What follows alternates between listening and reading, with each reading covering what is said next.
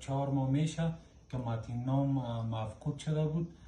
دستای میدان هوایی رفته بودیم که تمام اعضای خانواده متین نام داخل شد.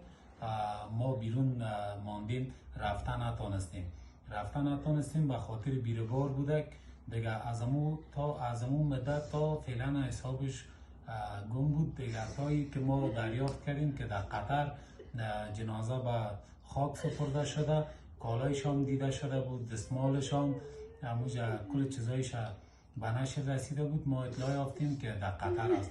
خواست ما ایست که ما یک دفعه اوجا بریم ببینیم که اگر ضرورت شود که انتقال دادیش بتانیم که پس بیاریمش یک کاری همراه ما شود که ما بتانیم دل ما یک ذره صبر شود. به خاطر مادر بسیار بی‌طاقتی میکنه دیگه. خواست ما همیست که ما یک دفعه اوجا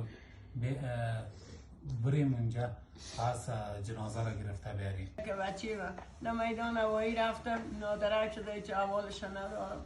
حالا میگم در قطر است. از رحمون احمد شاه بابا.